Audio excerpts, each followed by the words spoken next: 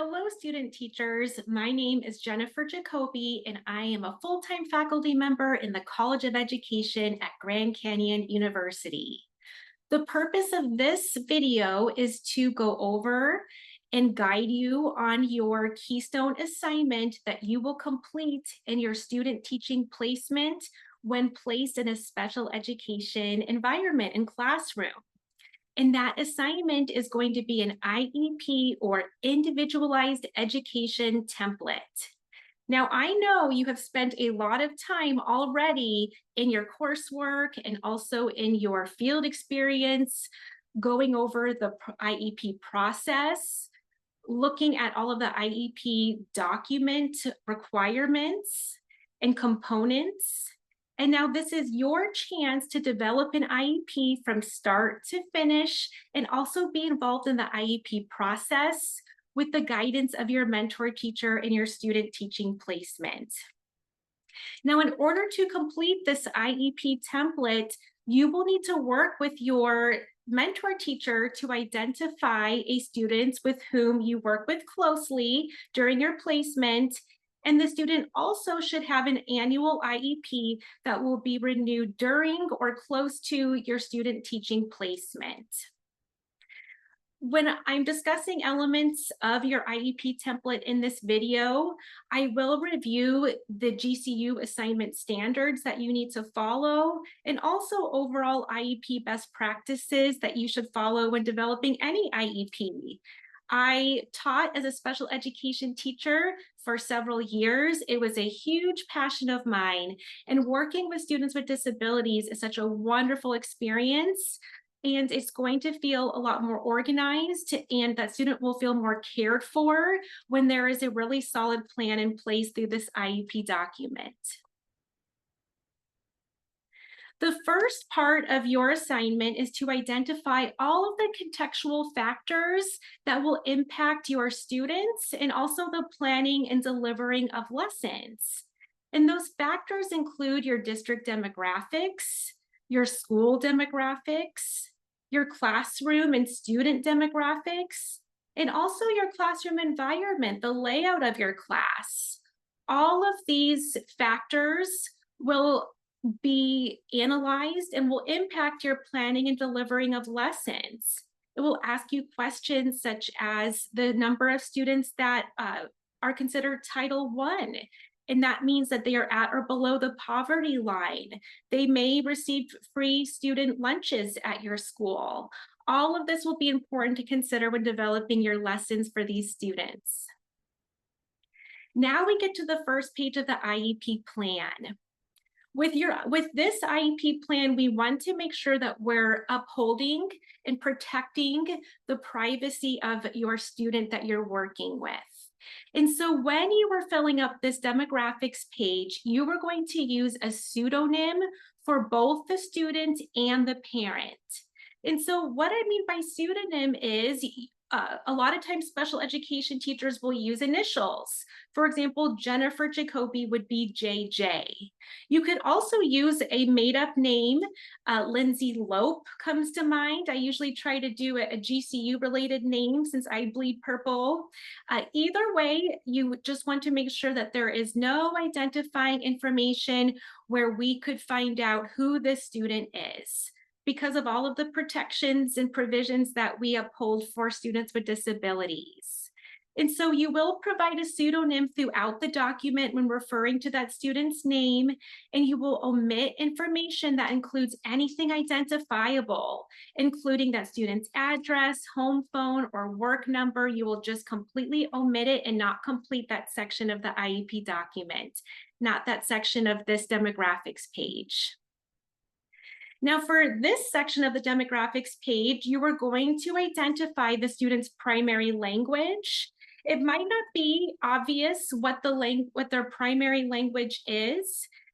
Although the student might speak English at school, you will need to look in that student's file and determine if English was the first language spoken, and if it is the language most often spoken in their home.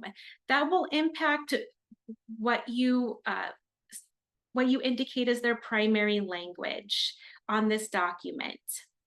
You will also identify the eligibility category that this student qualifies for special education services. Does the student qualify as a student with autism, with an other health impairment or OHI? Do they have a speech and language impairment? You will put the category or categories. Some students have 1, 2, or 3 categories that they qualify for special education services. Now, if the student that you are working with has been identified with a specific learning disability, there are areas that you will need to identify that were determined as the areas of disability. That includes basic reading, reading comprehension, reading fluency, written comprehension, math calculation, and math reasoning. You'll want to identify which areas that student qualifies for. Now, this page is the signature page that you will use when you are having your IEP meeting. You will want to document that all 5 members of the IEP team were present. All 5 members of the IEP team need to be present in order to hold the meeting. And so you will get the signatures of the parent, the general education teacher, the special education teacher, the evaluation interpreter, and the district representative. Now, these signatures you will keep on file at your school. You will not want to upload those for your GCU template. You will want to leave this page blank because the names of these individuals are private, and so this page will remain blank for this GCU template. Now we're going to the very first section that will really talk about and discuss the strengths and needs of the students that you are working with. And so section 1 will discuss their current IEP, the IEP that is currently in place for that student before the revisions that you're going to make to it. And so you'll list narrative styles, that's typically paragraph style, all of the goals and services and present levels that that student was at when they first developed this IEP.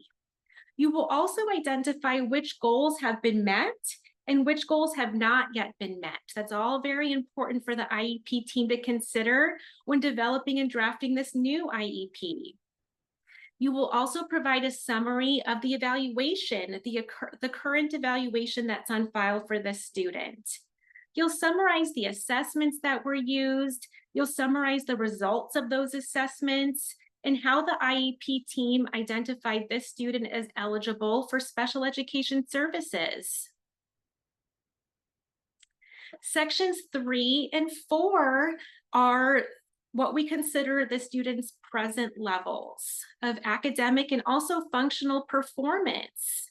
Now, this again is a narrative summary. So you will spend several paragraphs developing this, detailing typically about 250 words or more for each of those bolded skills, detailing using data to provide and capture what the student can and cannot do as related to that skill.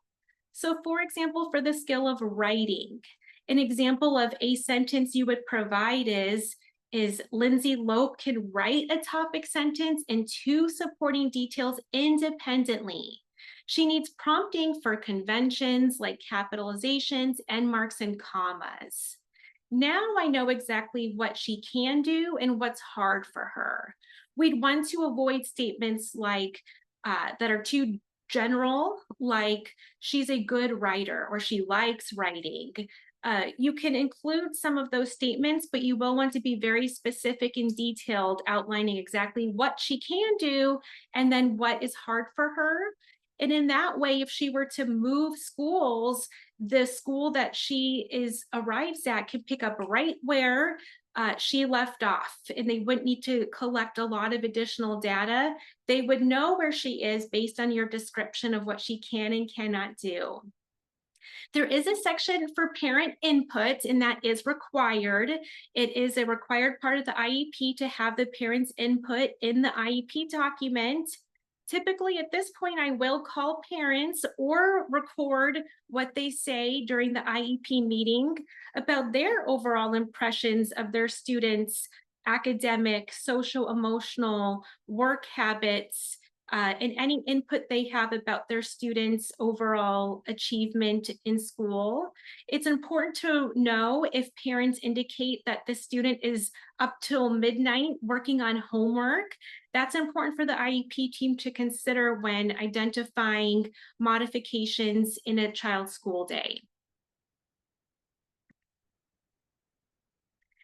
Section 5 is a summary of needs. And so based on that student's present levels, based on all of the information that you provided about what they can and cannot do, you are going to identify all of those areas that the student shows a need or they have a difficulty with that skill. And then you're going to provide a summary of all of those needs across their academic, social, emotional, and functional skills. There's also a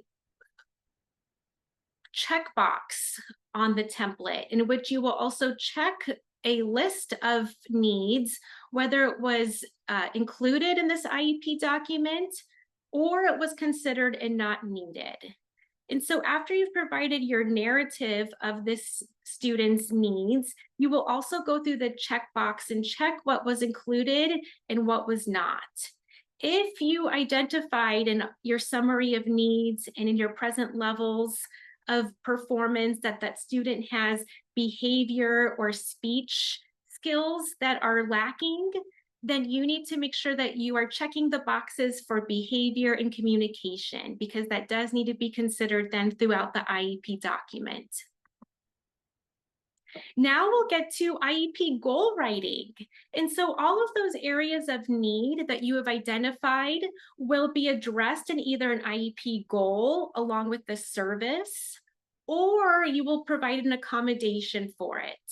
All of the needs need to be addressed, and you can decide as a team, does that student need a service and a goal to achieve, meet that need? Or would an accommodation meet that need? If you decide with your mentor teacher that a goal is needed with a service, then this is the place you will write those goals. You'll work with your mentor teacher to develop goals. Goals can be hard to write. Even up until my last year teaching, I was still trying to get better at writing the perfect IEP goal that really captures what the students' needs and goals are. When you're writing this, you can lean in on resources like parentcenterhub.org that shows a lot of great information about writing IEP goals. You and your mentor teacher can consider using tools like AI. Magic School has a goal writing generator that could be useful for identifying goals.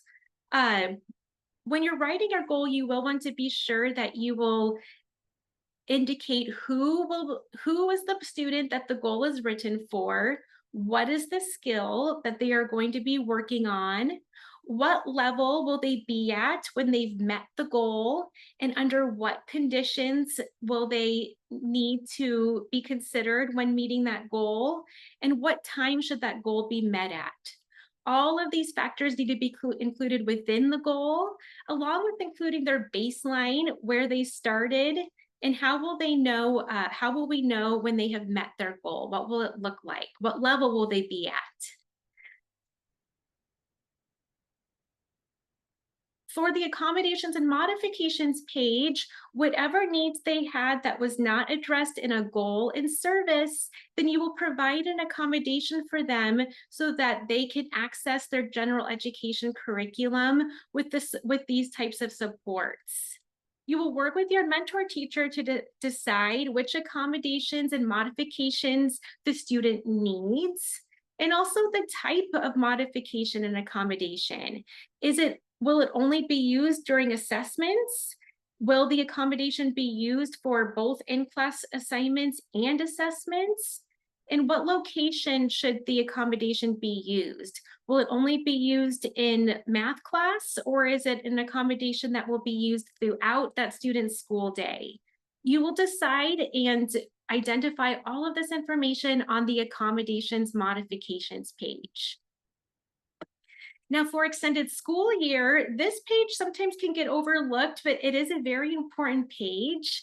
Extended school year is something that we provide to students if they are having difficulties after a long break. When they return from break, they have lost a skill that they had before the break, and it takes them a significant amount of time to recoup that skill, then the team can consider extended school year services, which means that they would be provided with services to continue to work on these goals or one goal, whatever the team decides during their breaks, during summer break or any other break that the IEP team decides on. For the assessments page, you will look in the student's file along with talking to your mentor teacher and report how the student performed on their state assessments. Did they meet the standard? Were they approaching the standard? And also how they performed on their district assessments, reporting across all areas of reading, writing, math, and science. You will also want to identify which accommodations the student used while completing these assessments. For the special education services page, all of those goals that you decided on that student needs to work on during their IEP year, all of those goals need to have a service attached. And so on the special education services page, you will report what the service is, who was responsible for delivering the service, how often that student will be required to attend these services, and the start and end dates of the special education services. You will go through all of the services that students will have during their IEP year.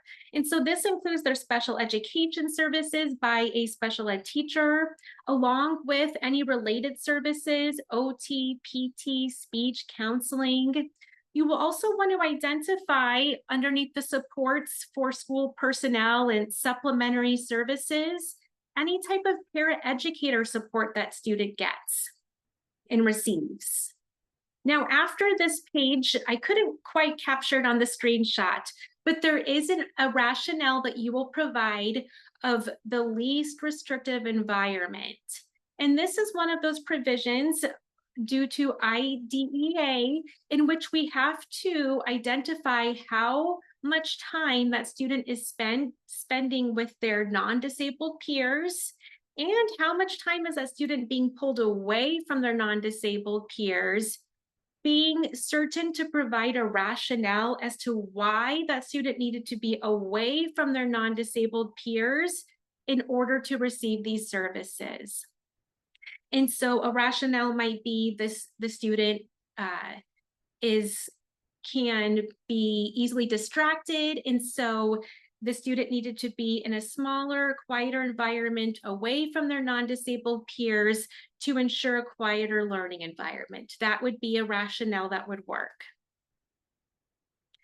After you've written the IEP document, this is my favorite part, you will begin planning for the IEP meeting. Having a plan for the IEP meeting, because there's so many individuals involved in the meeting and everyone at the meeting cares so much about this student, having a plan outlined is really important. For every IEP meeting I had, up until the very last IEP meeting, even though I had run hundreds of these meetings, I still wrote out a plan just like this, because I cared and I wanted to have a successful outcome, and I wanted to make sure that the IEP team came to a consensus. And so in this plan, you will outline the roles and responsibilities of each of the members of the IEP team, along with some norms that you want to follow during your meeting. Maybe one of the norms is that each person will speak and every person will have a turn to speak, making sure that the facilitator is asking for input from members that might seem quiet during the meeting. That is a norm that I used during my meetings. You will also want to outline your agenda and the sequencing of events and discussion points you will discuss during the meeting. You'll also want to plan for conflicts throughout this document and through this process. One plan for conflicts that I used during my IEP meetings was to write down any concerns that the parent had that was not related to the IEP document so that we could discuss it after the meeting. So that in that way, the parents felt very heard. They knew they would get to share concerns they had that were not related to this document, but that it would not be during this time when we're planning for just the IEP document at this point. After you have reviewed your roles, responsibility, your agenda, your plan for conflicts, then you will record a mock IEP video and then provide a written reflection after your IEP video has been recorded and uploaded on this document. Many people use Zoom to record this. I'm using Zoom right now to record this video. And so when you're creating your mock IEP, some students decide to be by themselves on the video and they are talking to members of the IEP team that are not really there, but they are referring to people at the table as if they were there. I have seen other students decide to invite some of their colleagues and fellow teachers to be a part of the video. And in that way, they can pretend to be the pseudonyms of the people that would actually be at the IEP meeting, and they can role play. Everyone has a role. You could do either one. You can either do it by yourself or you can invite people to role play with you. You do want to make sure that you are outlining all parts of the IEP meeting and be sure not to exceed 15 minutes. If you can cut the meeting off at about that 15-minute mark and then upload your video and also your reflection. Now, at the end of an IEP meeting, and this is the last part of the document that you will be writing, we provide parents with something called a prior written notice. This is a legal document, and it's very important that you provide it to parents no later than 24 hours after the meeting. And that is because IDEA outlines that the parents need to have enough time to think about what the school will be implementing after the meeting so that they can call another meeting if they need to. It's one of their rights and protections. And so before you carry out any of the items that you wrote in this IEP plan, you do need to provide parents with a prior written notice that discusses everything that was considered at the meeting, everything that was rejected at the meeting, and all of the evaluation and assessments that we used when proposing and considering all these actions. Now, I will say that you need to avoid writing NA or non-applicable on any part of this prior written notice. Every single section needs to be addressed.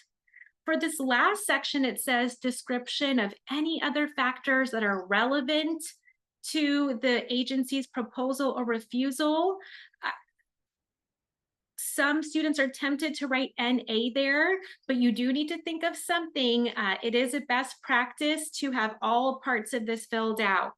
And so when I was writing this document, this was my chance to write down any sports the student was involved in or any sort of musical instruments the student played. If the parents told the team during the IEP meeting that they are going to consider tutoring this summer, that is something that was considered and discussed during the meeting that you can put at that very last section. All right, well, that is the end of this assignment.